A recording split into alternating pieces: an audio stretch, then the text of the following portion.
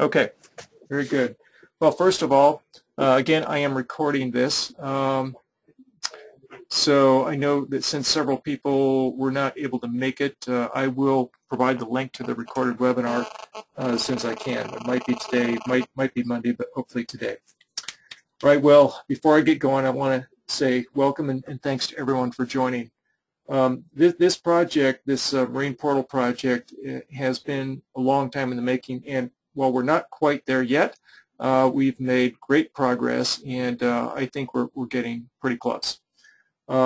This project began quite a while ago, probably 2 years ago or something like that, maybe more.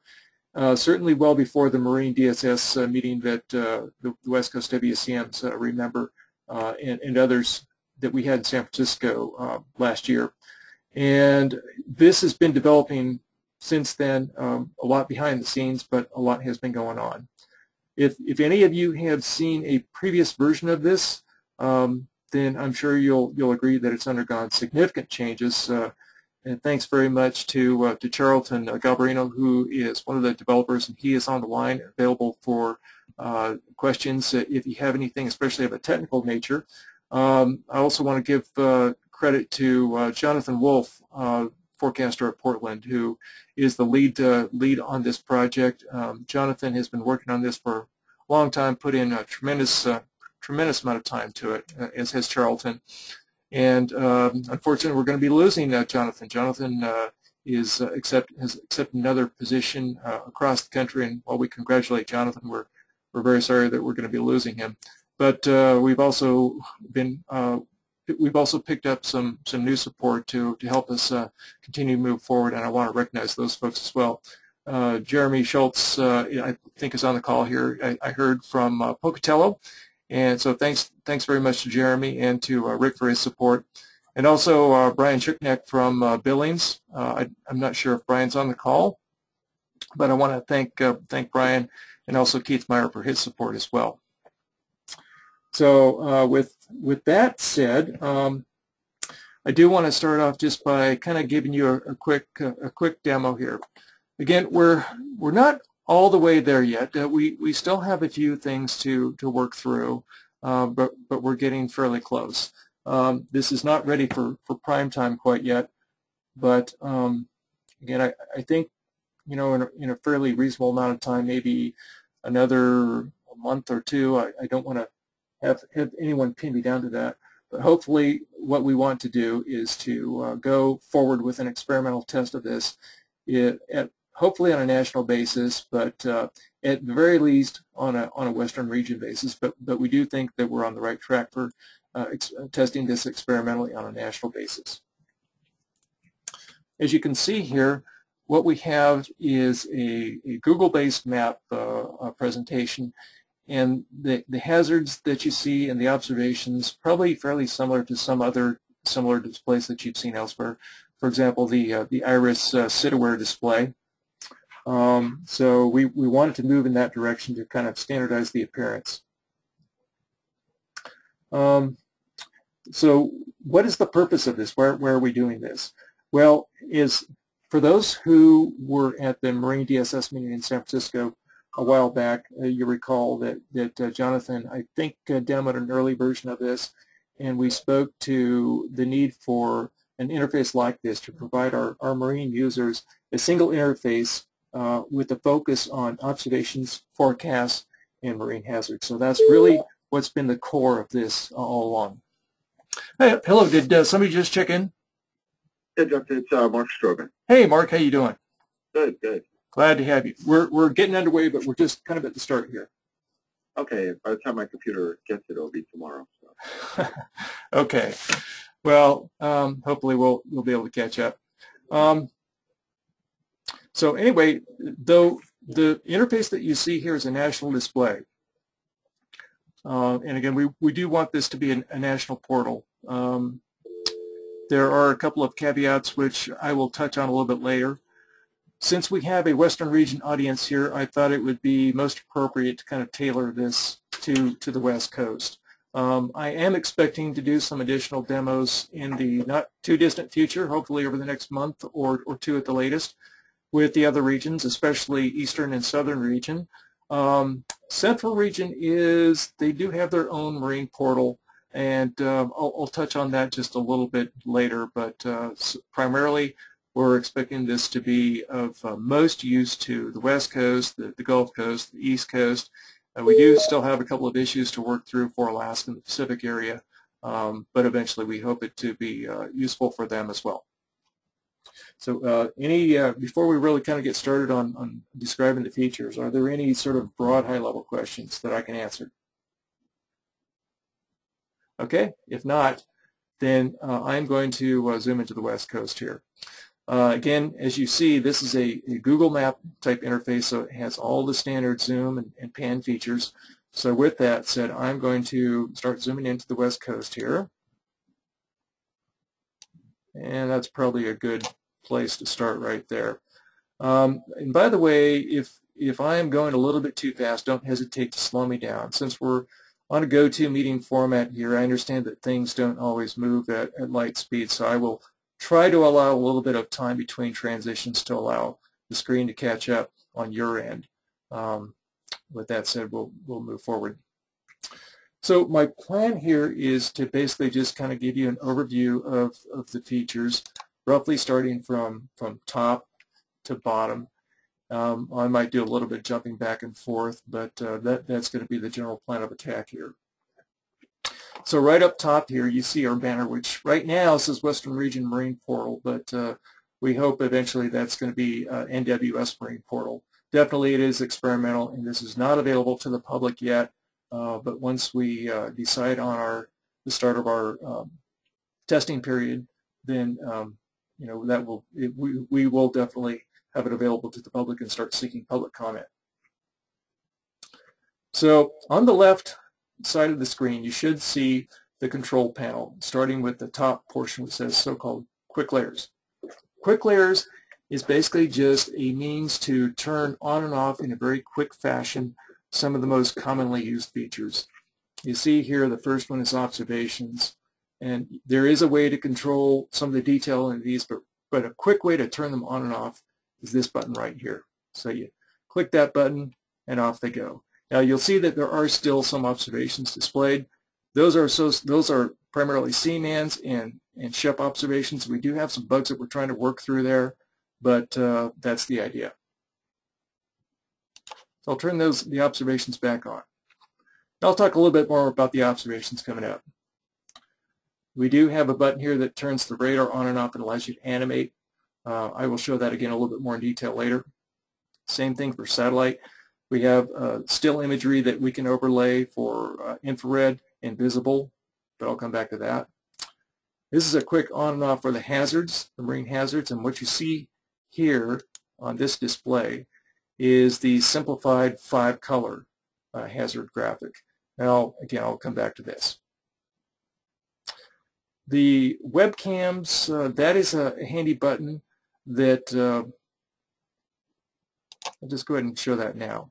See, right now we have a series of webcam icons that show up from Northern California, roughly Eureka's area, or I should say Eureka's area, all the way up to the west coast, the outer coast of Washington.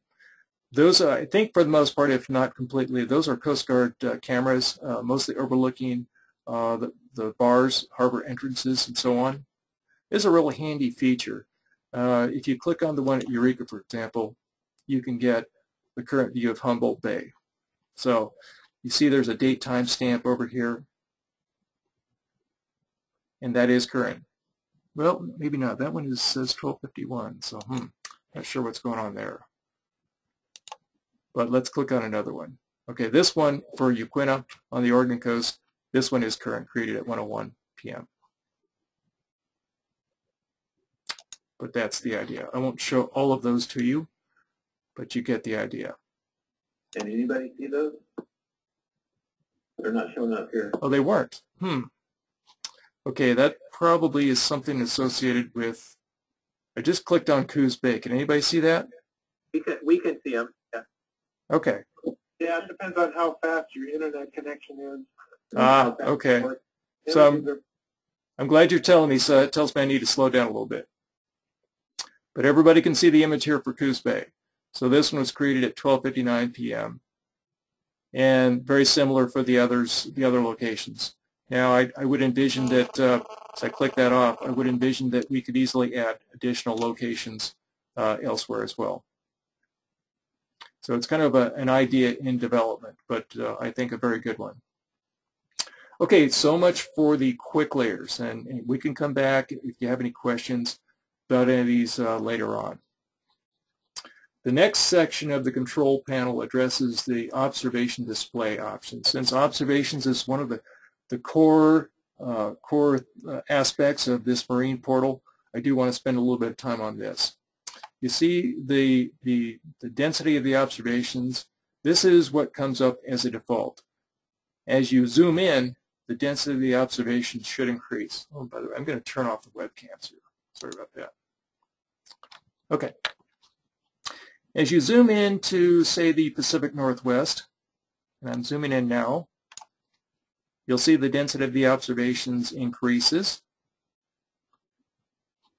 And you can manually increase the density of the observations by moving the slider bar to the right. For the most part, for the marine observations, you're not going to see a lot of increase. For the most part, you're getting pretty close to the maximum already, although you probably will see some increase, especially in areas like Southern California where there's a higher density of, say, the sea buoys. So I'm going to back this back down a little bit. The next feature that you'll see on the display options is this filter feature. What you can do with this is you can set a filter so that the portal will only display observations that are at least a certain wind speed in terms of the gust and or at least a certain significant wave height. So let's try that. But since there's not too much going on today as far as winds and waves, I'm going to zoom back out and maybe show Alaska. For that, I'm going to use this, what I call a quick zoom feature, which is this magnifying glass icon down the lower portion of the control panel in the center. So we've got a number of these presets built in right now, just a few for demonstration. I think for the most part we have individual ones set up for the West Coast. But in other regions so far just a few, but we can certainly add those. For now, again, I'm going to go to the Gulf of Alaska. Okay, you should be seeing a few locations, and maybe if I zoom out a little bit to the Aleutian Islands area, you see a little bit stronger winds there. So let's say we have let's set a minimum of 10 knots, and let's go with 10 feet. That should update. In fact, there we go. For some reason, that one, we've got a little bit of an issue with the ship observations yet, so I'm not sure why that didn't clear. But with the exception of those few, for the most part, the observations that should be showing are at least 10 knots in terms of gust and at least 10 feet in terms of the wave height. So hopefully we can add a quick reset button, but for right now, the way to get back is just to manually put 0 back in here. So you see as you do that, the density of the observations again increases. So I'm going to go back to the West Coast.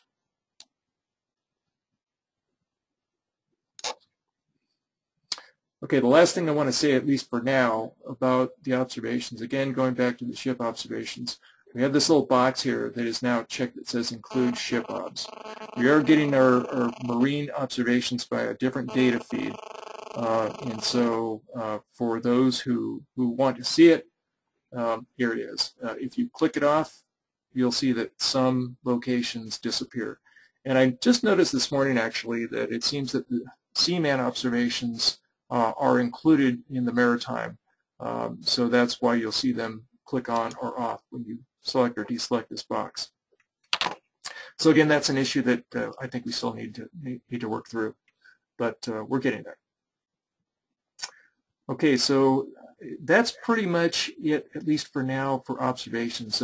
Later on, as we go into this more layers feature, I'll show that you can have some degree of what information is displayed on the observations. You'll have some control there. I'll come back to that. Jeff, this is Ted. I got a quick question before you leave the op. Okay.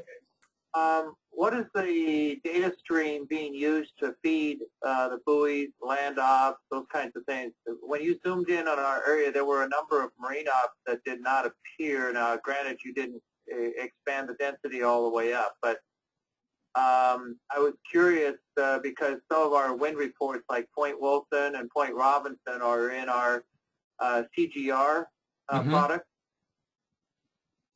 Yeah, that's a good question for Jonathan, or I'm not sure, Charlton, if you can answer that, but I'm pretty sure that Mesa West is the source for most of the observation that you see on the display here. Okay, and I think those observations are also in Mesa West, so it may have been a question of just zooming in more closely. Yeah, in fact, let me zoom into your area and see if we can answer that quickly. I'm just going to go to your preset zoom and maybe increase the density up. So which sites were you asking about? Let's go up towards Port Townsend, north end of Admiralty Inlet. Okay.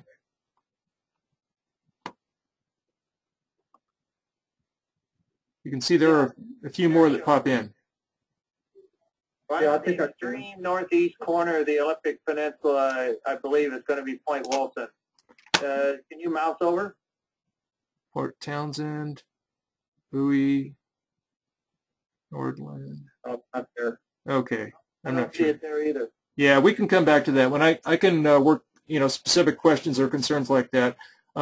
If you wouldn't mind, follow up with me after the call, and send me any detailed questions, and I can follow up as needed.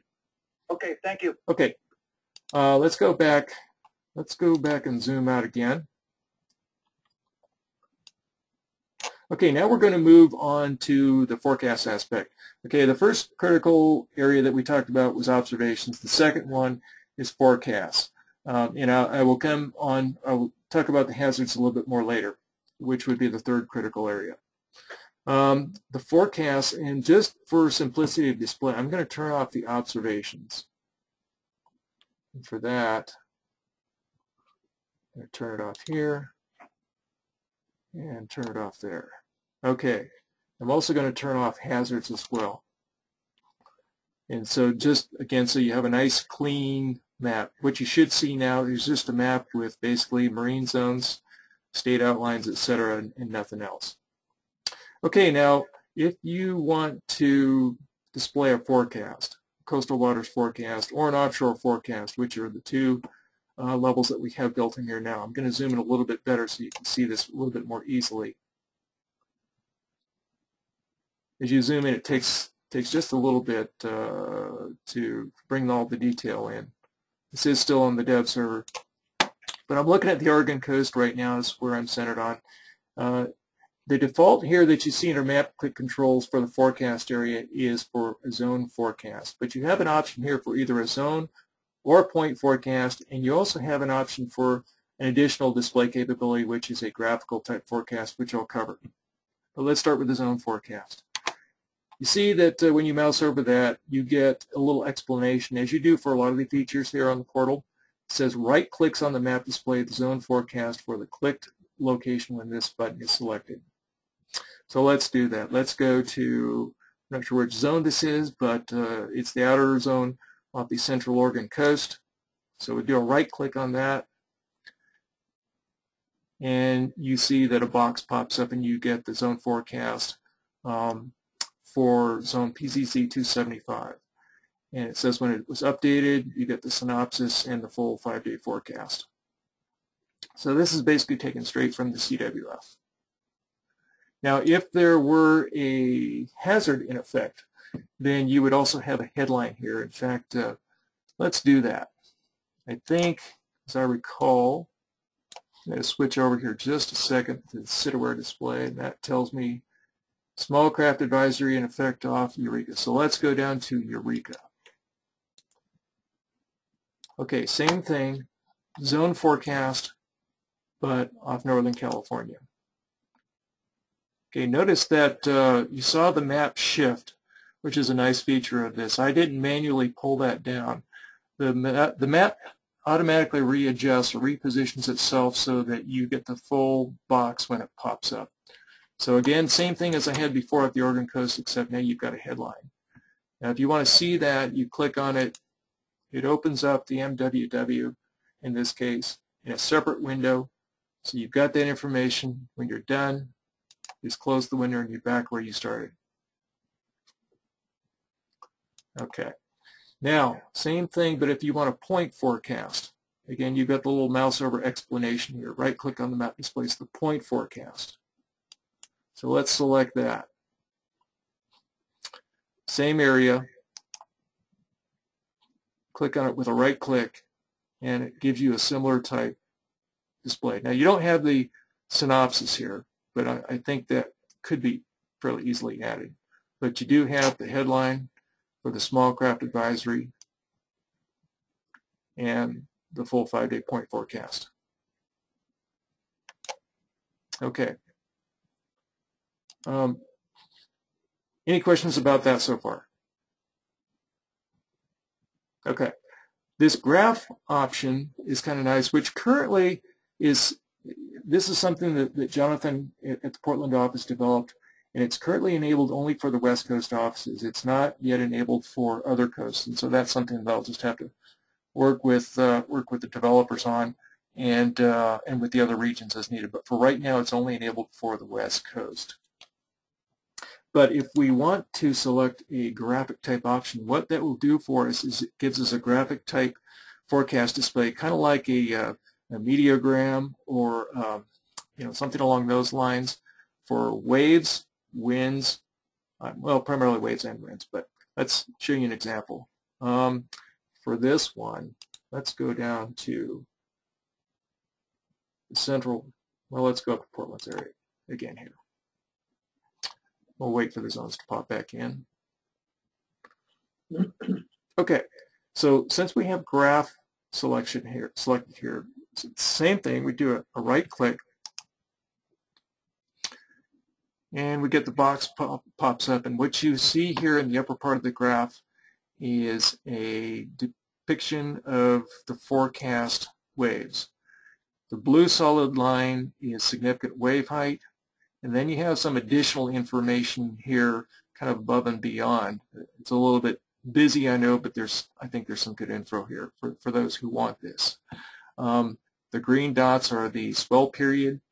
Now the orange line here is basically the statistical average of the top 10% of the wave height. And correspondingly, this red dashed line would be the theoretical maximum wave height from the statistical spectrum. So again, this is probably for the more sophisticated user, but it is there. It's out through the full 5 days. Now also notice that as I moused over that, you get another little box that pops up that gives you not only the significant wave height, in this case 13 feet, tells you when it tells you the effective time of the forecast, in this case 10 a.m. Sunday, December 18th. It also gives you other aspects of the forecast at that point, including the wind speed, the wind gust, direction, and the swell period. So any point you mouse along that, you get that type of information. So below this, correspondingly, you get a graphic depiction of the wind forecast in both a kind of a graphic type format and also a mediogram type format as well. And again, if you mouse over at any point, you get a little box that pops up that gives you the numerical values. So it's a little handy aid in reading the graph. And the mediogram speaks for itself. So I'm going to close that now, unless there are any questions about that. Okay, this last feature I'm not going to cover. I'll just say that it's a handy little tool that was added just to kind of give you a way to easily calculate distance, but I'm not going to display that here, or not going to take time out for that here. Okay, so this is probably a good time to stop and ask if there are any questions or comments before I move on to the more detailed control through more layers. Okay. All right. That's nice. Yes, go ahead. Well, I was just going to say this is very nice. Oh, thank you. Thank you. I'll say thanks on behalf of Jonathan and Charlton. All right, let's go ahead and zoom out again. Back in. Now, the more layers option, basically, this is a more detailed control panel. Again, if you're familiar with CityWare, this is sort of kind of in the same vein. This is fairly similar. When you bring up this pop-up control panel, what you get, the first option that you see is overlays. This has several things, and I'm not going to display all of these, but a couple of things that I do want to highlight are especially the first one, this title locations. If you click on that box, you see all these blue dots start to pop up. These are areas where you can get NOS tied information from. Now, with that displayed, let's pick a point here. Let's go with Point Arena in Northern California. You click on that, and you get another pop-up box which gives you a graph of the predicted and observed water levels, which is kind of a nice, handy, quick look at the tides. And if you want more information, I'm not going to click on this, but if you want more information, you can click on this link, which takes you to the actual web page for that station. But pretty handy. And you can see the table off to the left here with the actual times and numerical values, the heights of the tide. So again, notice how the icon changed color for the selected location. Really nice feature. Okay, so I'm going to turn that off, and you can turn your marine zones. By default, they're on, but you can turn them off if you want. And then, you've got the county, states, and the map overlay and all that good stuff, and you can certainly click that on or off if you want, but I'm not going to do it here. This next one here, the well-known marine locations, you probably will recall an email or a series of emails that I've been sending out asking for your lists of well-known marine locations. That was intended to be sites that wouldn't otherwise be on the Google Map backgrounds. Understanding that with the Google Maps, depending on how far you zoom in, you may see more. Well, you will see more detail on the map. But for some things that that aren't on the Google Maps, that's what this was intended to be. So if we click on that, you'll see that there are some sites that pop up, and I want to thank Charlton for adding these. He's been the lead on this part of the portal. So you see, it looks like there's just a few, but if you zoom in, you start to get more detail. And some of these things, like I say, I wouldn't expect many, if not all of these, to be in the corresponding Google map. For example, lighthouses, important seamounts. Well, actually the map background here does have some of that, but it's not going to have necessarily everything that's of interest to mariners. So this is something that we can add to as we need to. But if it's too much detail, you just turn it off. By default, it is always off, but you can turn it on if you need to. And of course, as with any Google map, you have some different options for map backgrounds if you want them. You notice, by the way, that zooming back out, this Google map background does provide some limited bathymetric data, if you will. Not really the depth too much, although there are a few numbers. It does provide you kind of just a really rough feel. Something that we had talked about in the earlier and middle stages of development was adding on a layer for contoured bathymetric data. Not sure if we're going to be able to add that, and if we do, I'm not sure how soon it will be, but it's still something of interest for us, and I know definitely it could be usable for especially fishermen and Coast Guard folks like that. Okay, so much for overlays. I'm going to go back to observations just for a minute. And with this box, again, as with the quick layers over in the top left, At the upper part of this box, you have the box where you can turn on or off your observations. Now, the quick layers checkbox and this checkbox are entirely synced up, but so you may have to click a second time to actually bring the observations back, but there they are. Now, I'm going to zoom in a little bit, this time to Southern California.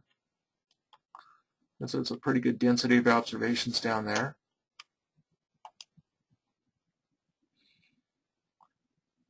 Okay, so letting things catch up, you should see pretty good density of marine observations off the Southern California coast. Actually, see some pretty good winds down there today too with this offshore event. So I'm going to bring that over a little bit. So actually this was a good one to highlight. So the items, the elements that you see checked here, wind barbs, wind gust, significant wave height, primary swell period, direction, swell period and direction, those are the defaults that come up with the display when you turn it on. But if you don't want those, or if you want additional fields, you can check them on or off as you see fit. For example, if I check off the wind gust, that disappears. Same with significant wave height, primary swell period, and primary swell direction. And all that's left are wind barbs. If you want the temperatures, you can bring those back. Jeff, a couple things. Uh-huh. It's looking awful small. Is there a font feature that you can do to adjust the font? That's a really good suggestion. That hasn't come up before. The quick answer is no, not currently, but that's something that we can look into. Yeah, like AWIPS, you can do magnification. So right. The other one was on the observation choices there. Is there anything for sea surface temps? Question from mariners. Good. Another good suggestion. No, not currently, but we do have, under the analysis tab, which I'll get down to here in a few minutes, there is a sea surface temperature map that you can bring up. I should say a sea surface temperature image. So I do want to point out a couple other things. I'm going to turn off the temperature here just to kind of reduce. This is Charlton, real quick. Oh, yeah, go ahead. Show sea surface temperature. Maybe they're just lumping temperature into one category there. Oh, okay. I'm not sure. Let's see. No, that would be air temperature. Yeah, those look like air temperatures, but I guess I was thinking when you mouse over, click on it. Oh, I see what you're saying. Yeah, and I see what you're saying too. Okay. Yeah. Okay. Actually, let's see here. Let's pick a buoy here. Temperature. No, I don't see sea surface temperature there. There is water temperature. Yeah. Oh, you're right. Yes, water temperature. Yep, I was looking for sea surface temperature, but it's actually water temperature, so yes, it's there. Actually, that reminds me, I will want to go back to, I won't do it right now, but I do want to come back to show another feature about the observations, which is really important. But to kind of keep things as least confused as possible, let me just kind of keep going through the control panel, then I'll come back to this. Okay, for the observations, one of the things I did want to point out, by the way, every time you mouse over one of these, a little pop-up box comes up. So, and down here there's a lot of them, which is why the box keeps coming up. Let's see, if you click on this primary swell direction vector, for any buoys that provide directional wave information, let's see here if I can provide an example. Probably need to turn the wind barbs off, huh? Yeah, let's turn the wind barbs off.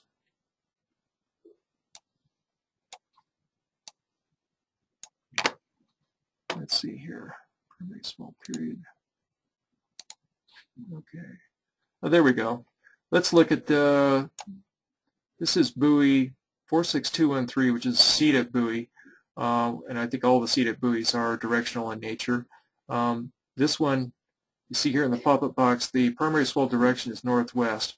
Well, you see here, if you check this primary swell direction vector box over here, this is an optional arrow that points in the direction of where the waves are moving toward. So that's, again, that's not one of the defaults, but if you want to see that, again, for the directional buoys, you can certainly do that. And sea level pressure, if you want that, that's available as well. So let me just recheck the standard ones, and then I'll go on. Okay, radar very quickly. Again, you've got the quick on-off capability over here in the quick layers box, but there's really not too much to show today. And you're all familiar with the Citaware and other type national radar displays. Same sort of thing here. You can turn it on, you can turn it off. You have a choice of base or composite reflectivity. You can adjust the opacity and the loop speed. And this is your loop on-off button right here. Satellite, similar but simpler, if you will. If you want to display the satellite, I'm going to zoom out here so it's a little more apparent. There's not a looping capability here, but at least you get an idea of where the clouds are. This is infrared, and you can increase the opacity. You can select visible. Okay, so that's the satellite feature. I'm going to turn that off. On to hazards. Okay, hazards, your options here are fairly simple. Again, let's go back to the West Coast. The default display when you bring up the portal is the simplified 5-color display. Let me show that. Again, there's not too much to show, but notice here that we have not only the marine hazards, but any land-based hazards are also shown. Not too much going on today. Again, the small craft advisories in Eureka's area. Looks like the small craft advisory off in Oxnard's area, and then some land-based hazards as well. If you want, you've got the so-called many-color display as well, and again, you can increase the opacity of that. So it's your choice. I actually prefer the simpler 5-color display, but others may like the other one as well. Okay, so, and again, the text of the hazards, that was available through the forecast feature that we talked about before. Forecast, what we mean by forecast here is not the CWFs and the offshore forecasts, but these are the NDFD forecasts that we have. The options that we have here currently are wave height, wind speed, wind gust, and wind vector. Now for this, yes? Can you hear me all right? Yeah. Okay, it's Rick in Pocatello. Go ahead, Rick. Just to go back a step here, I wanted to know if there's a feature where when you scroll over the hazards, it will reveal to you what that hazard is, that fog advisory, small craft advisory, wind advisory. Right. A mouse over. Those are my words. Right. I think that's a great suggestion. We've talked about that before. We don't have it right now, but I think that would be an excellent feature to add. I'm suggesting that would be something you would purposefully click to add that feature and not have it come up as the page comes up, but something that you click as a desirable way to view it on your own. Right, right. That's clear. Oh, that's a great suggestion. I think that capability has been developed, as I recall, for fire weather type maps, or at least the fire weather folks I think have done that, or at least looked at it. So I think that's something I would like to see as well. I think the overall. Yeah, go ahead. I'm sorry, I had a delay here. How are multiple hazards handled? Like if you have more than one hazard in a single location? Well, I think that's probably one reason for I think that speaks for the simplified hazard display. So there's less likelihood of that happening, but certainly it can still happen. I am assuming, I wish I had Jonathan on the call, but I am assuming he's off today. I believe he's maybe on mids. I am assuming that it goes with the highest priority, but if you, let's go back to Eureka's, I think.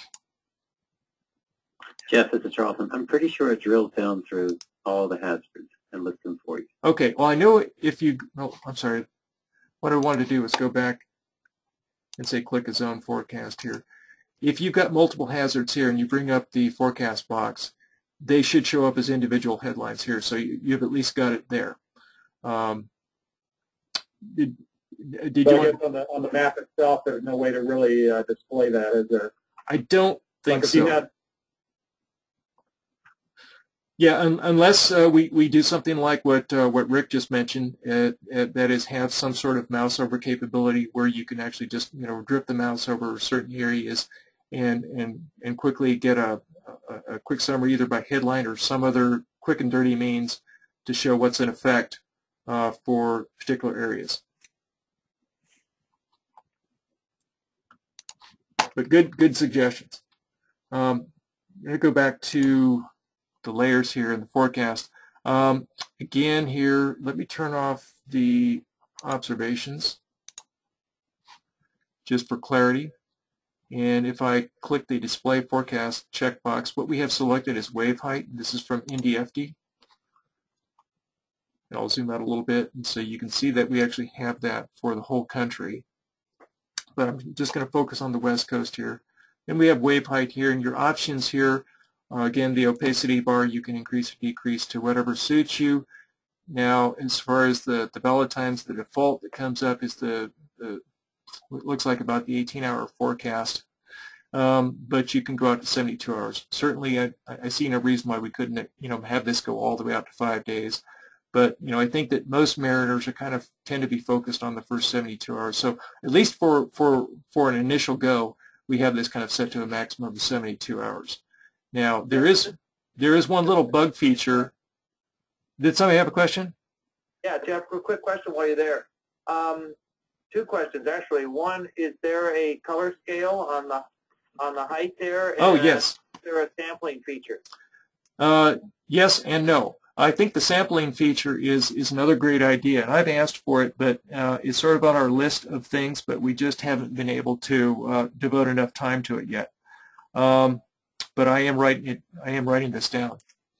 The color scale, I forgot to mention it early on, that this, back over in the control panel on the overall control panel on the left, you'll see that this icon here says displays the map legend. If you click that, you get a dynamic legend box that, because of the real estate, screen real estate that it takes up, you may not want this up all the time.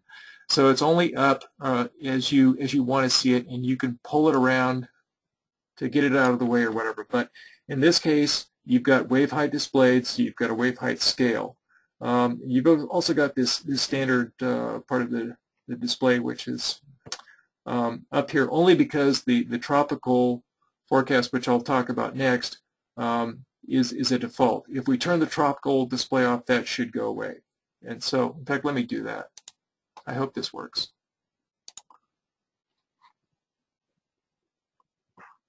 Okay, where'd my legend go?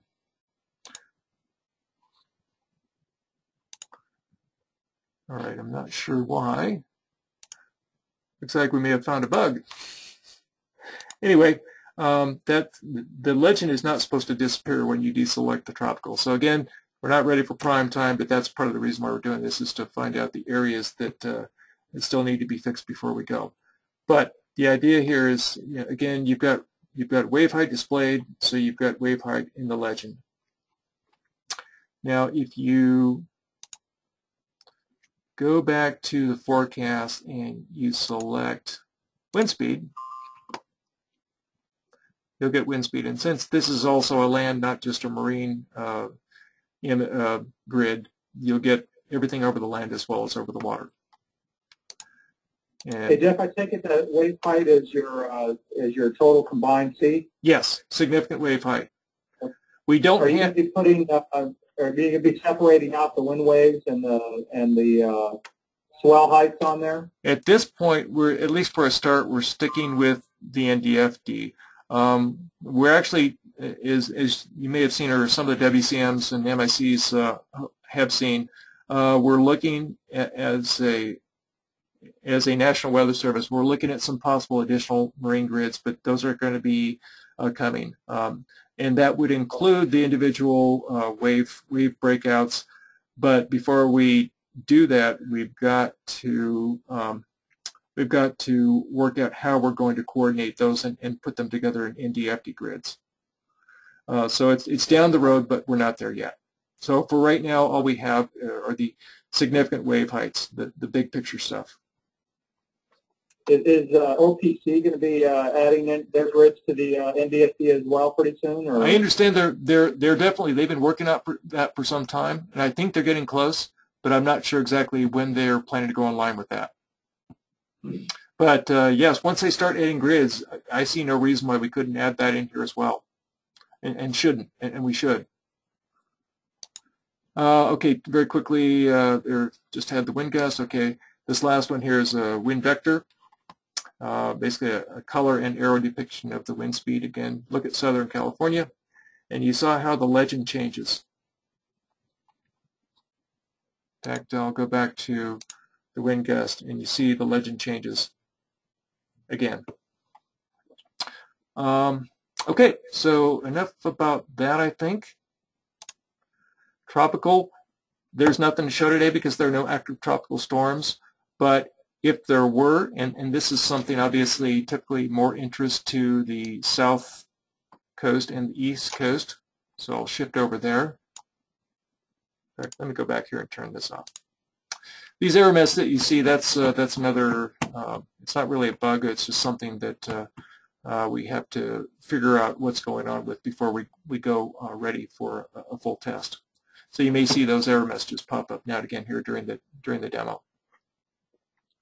On the tropical, again, if NHC had an active tropical system, when you start the portal up, you would see their official track and their cone of uncertainty, as well as forecast times and maximum wind speeds at the individual points. But since there's no active storms, there's really nothing to show.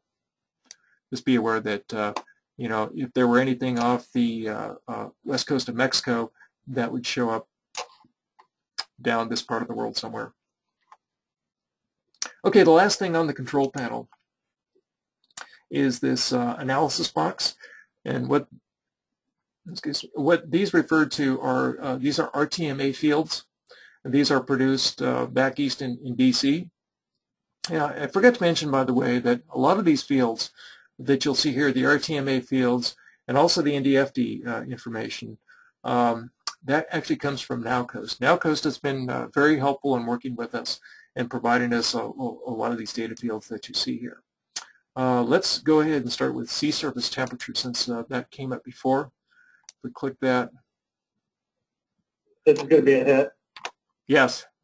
Now this is an ideal place where that sampling feature that was mentioned I think would come into play. Right now we don't have it, but again, if you click the legend, at least you've got a color depiction of the temperature.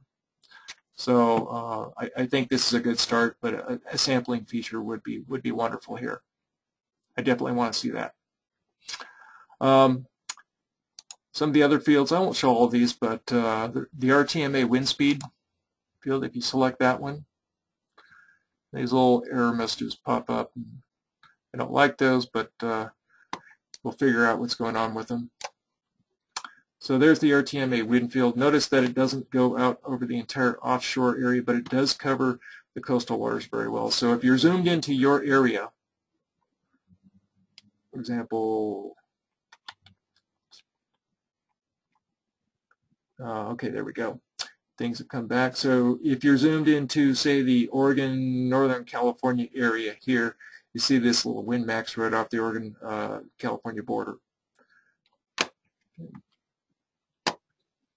Let's see here. I'm not going to show all these fields, but another one.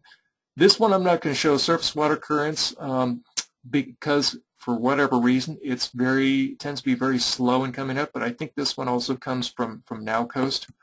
But it is kind of a nice feature.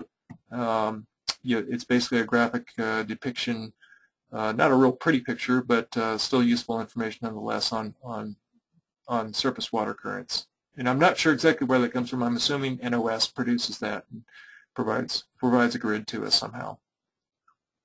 Air temperature, if you want that. Again, this is the real-time mesoscale analysis. Okay. Jeff, real quick, what was the source of the sea surface temperature again, please? Well, I think it. Well, we get it directly from NowCoast. If you're familiar with the NowCoast webpage, it's basically a very sophisticated, kind of complicated, but lots of detail and tons of information. NowCoast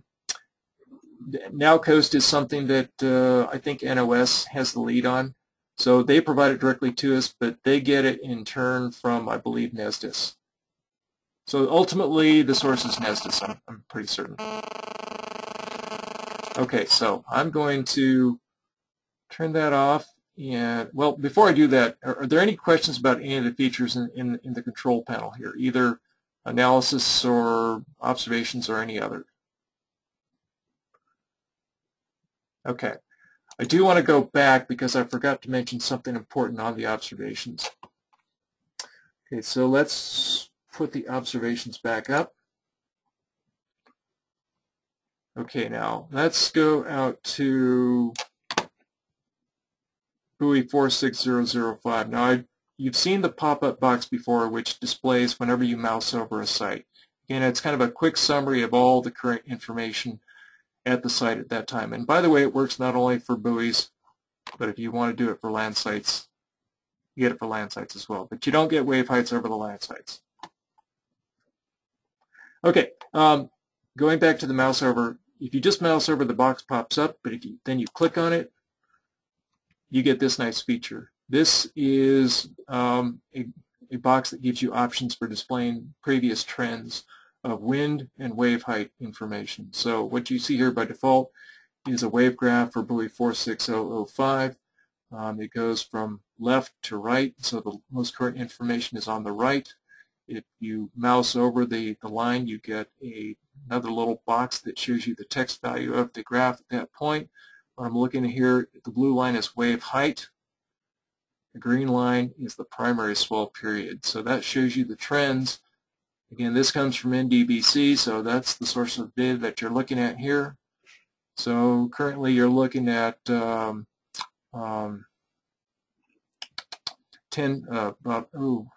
foot wave height and a 14-second primary swell period.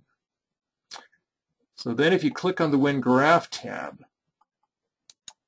switch that over, you'll see that you get a similar type graph for sustained wind speed, which is the purple line, and the wind gust, which is the dark blue line. And you get that same sort of numerical information as you mouse over anywhere on the graph. So a nice depiction of the trends in a quick fashion.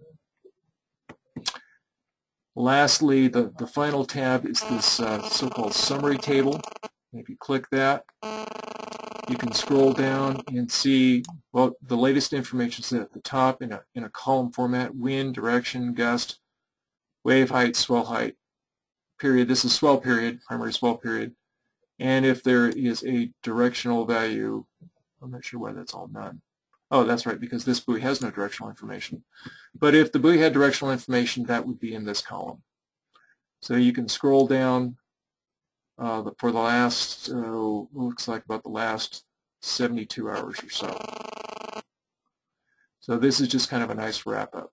So you've got that feature. And then if you get more information, you've got a link to the NDBC page for that particular buoy. I'm not going to do that now because I'm sure you've all seen that, but that link is here. So again, I just kind of wanted to go back and make sure that I described that feature to you, because I think that is an important, very useful one for mariners, you know, to get an idea of the recent trends. Let's see here, just a couple more things. Let me kind of move this over here a little bit so I can get to it. In the upper right of the portal, you see a couple of things here. One, I think I mentioned early on that the Great Lakes area, not that this is going to have a lot of bearing on anyone out here, but just FYI in case you get questions or for your general awareness. This icon takes users to the Great Lakes Marine Portal. Our grand hope was to have one completely merged National Weather Service Marine Portal for everyone. I don't want to belabor the point too much, but basically the folks in the Great Lakes, the eastern and central region, had spent a lot of time already and had made a lot of inroads into developing their own portal. And to make a long story short, we determined that, from a national perspective, merging our portal that you see here with the Great Lakes portal would be an effort that would probably be, at this point, not worth the time and effort and resources involved. Down the road, I think we still want to do that, and that's definitely a worthy goal, but right now we're not there yet. But the icon is there, and if you click on it, it takes you to the Great Lakes Marine Portal, and from there, you can explore that one on your own. This call was not intended to cover their portal, but it is there. And I encourage you to take a look at it when you get a chance, when we make this available. The last thing that I want to cover before I open it up for general questions and comments, and we are approaching an hour, which is about what I wanted to devote to this. This is the help menu, and a lot of time and effort has gone into this, and I want to give due credit to Sven in Medford, who was a tremendous contributor to this, so thanks to Medford and thanks to Sven. But if you click on this, you get the Help Center, and you've got a number of things. You've got some general things. It's not complete yet, but for example, we've got explanations on interpreting the observations. There's going to be a frequently asked questions section. Let's see here. Going back to this observations explained. There's some detail there, and I think I recall there used to be a lot more in here, so I must admit I haven't looked at this lately. But anyway, before we're ready for prime time, I think we're going to be hoping to add quite a bit more here. So I think I've covered all the essentials, and so I'm going to just go ahead and open it up for questions or comments. And I know this is kind of a quick and dirty, and you'd probably all like to take some time to look at this on your own, and again, you will get the chance, but for the time being, any quick impressions out there? This is Jed in Seattle. Fantastic. Cool. Very good to hear. So, kudos to the crew that put this together. And I kind of envision, and Jay, you can pipe up as well, and anybody else for that matter, but I envision when this is ready for prime time, I was pondering the thought of doing a go-to meeting to introduce this to the Marine community as a whole, and invite people to the go-to via our Facebook page and a headline on our webpage. Sounds great to me. And is there going to be a place where you're going to have a feedback link or something on there so that people can provide feedback? Yes, that's the plan. I'm working with Dave Soroka, our National Marine Program Manager.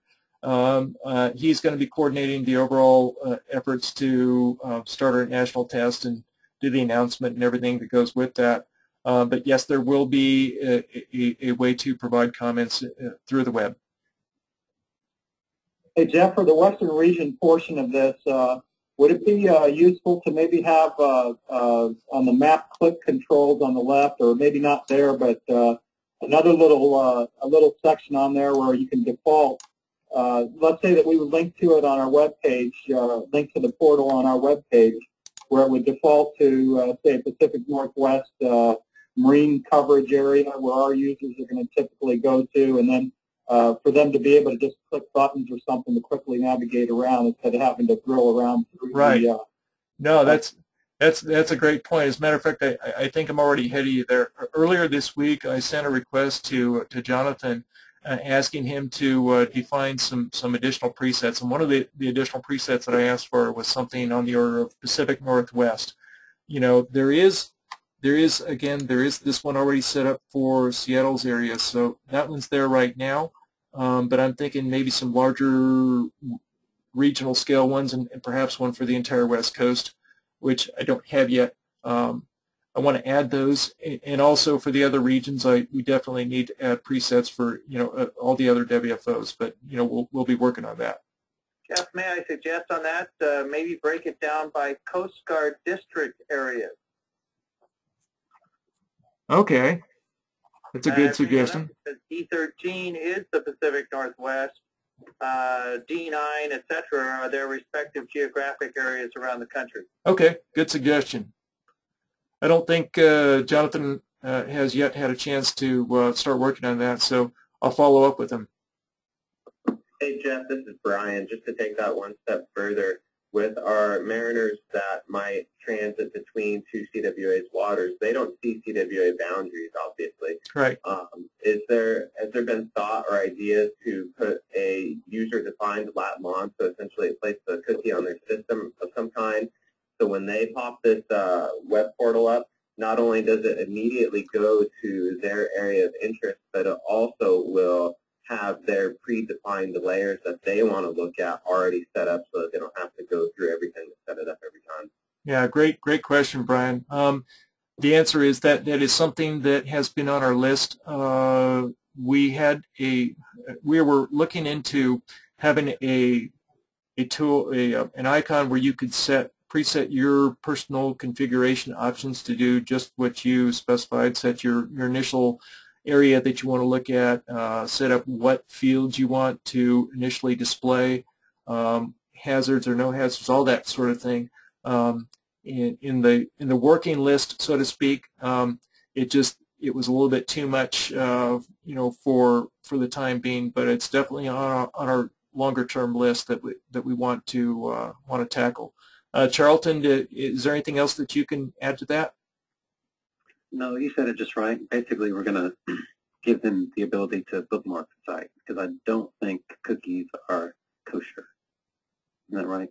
I think so. Yeah. Yeah, that's what I understand too. But I'm sure there's a way of doing it where I don't know if the URL can have lat/lon in there or whatnot. Maybe they can bookmark their own personal spot.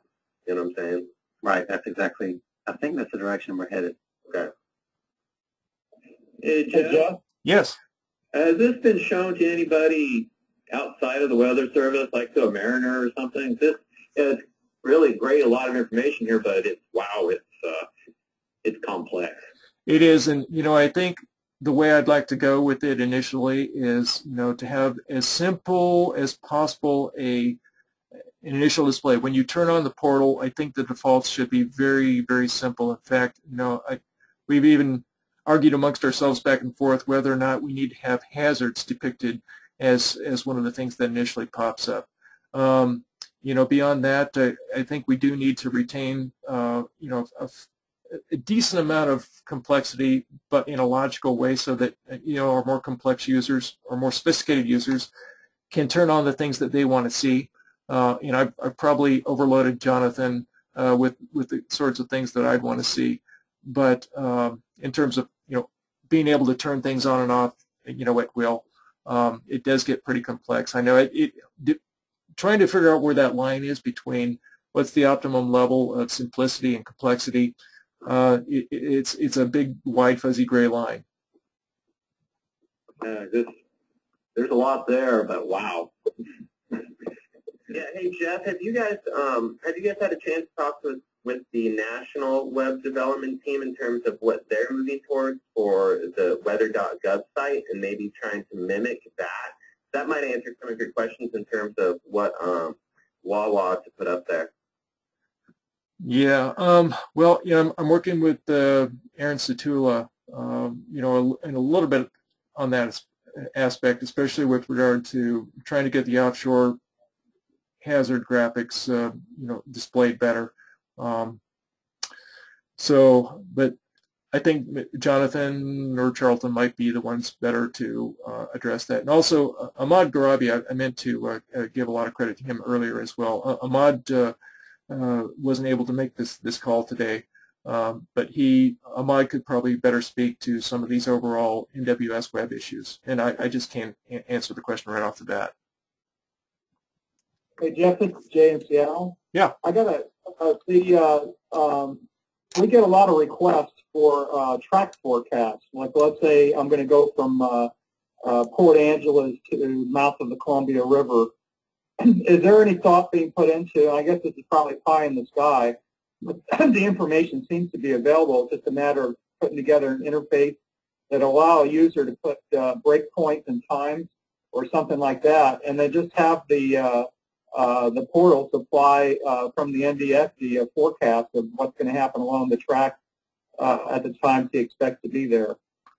Well, that's a good question. We haven't given serious thought to that yet. I know that we're probably not even close to adding that level yet, but it kind of goes a little bit into John's what John just said. Maybe that's a little bit too much complexity, at least initially, and maybe give our users a chance to kind of get used to it. But down the road, I think that's a suggestion that we might want to consider.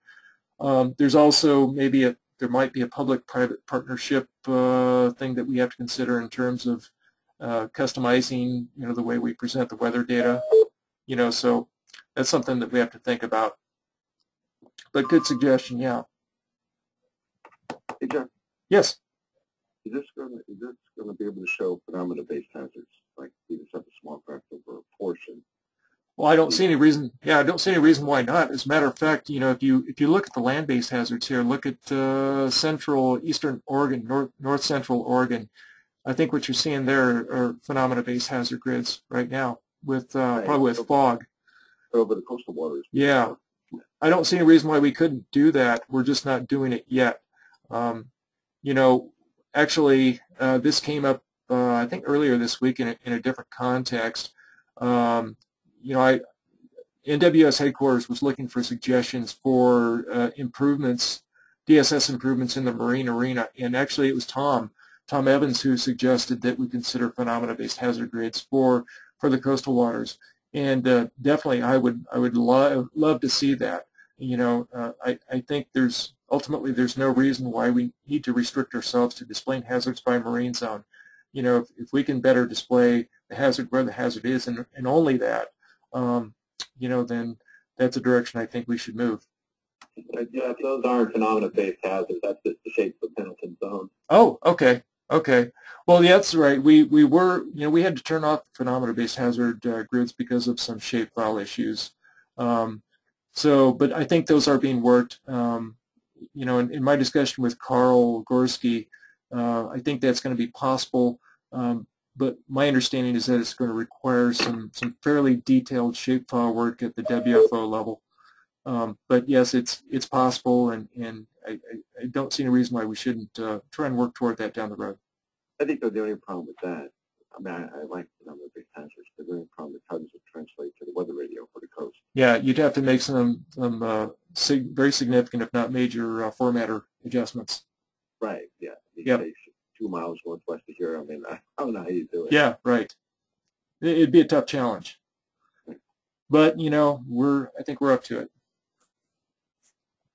Any other questions? I know we're past an hour and some people are dropping off. So, but any other questions that jump to mind before we end the call? Hey Jeff, I'm going to piggyback on 2 of those questions there. What is the refresh rate? Because if we have a special marine warning go out, will that show up on here, and will it refresh in time to capture the hazard in an appropriate scale? Charlton, can you answer that? Charlton, are you still on? Okay. I think Charlton is on the East Coast, and so I think he had to leave. But I'm writing the question down, and I will follow up with Jonathan or Ahmad. I don't know the answer, but I think it's something on the order of, right now it might be 15 minutes. To go with a really high refresh rate, there's some bandwidth issues, concerns there. But yeah, I know that this regularly refreshes at least a 15-minute rate. And it is, though we don't get too many polygon warnings on the coast, special marine warnings, they should show up. Okay. And that's an issue back east. Go ahead. I was going to say that would be an issue back east. Yeah, definitely. But yeah, and then the other question I had for you, Jeff, kind of piggybacks on Jay's question up in Seattle in terms of doing route forecast. When you do the point forecast, so kind of like the point and click in here, is there any way, instead of just pointing at a grid spot and clicking it, is there any way for a mariner to input a lat long, like let's say they know where the crab pots are, can they just put in a lat long? Not right now. I think that's something that's very doable, and we can add it to our wish list. Thanks, Brian. Anybody else? Yeah, on that same vein, if your sampling also includes the lat launch for that particular pixel, that might help there too. Okay. All right. Well, great suggestions and feedback from everybody. I really appreciate your taking the time. Again, we'll keep everybody informed as to when we get closer to going public with this, with an experimental period and gathering comments. But you're going to be an integral part of that, helping to get the word out and just providing your own additional feedback as you've done here today. So thanks, everyone. I will provide the recorded link here as soon as I can, and we'll go from there. So have a great weekend, everyone, and we'll be in touch. Thanks, Jeff. Thank you.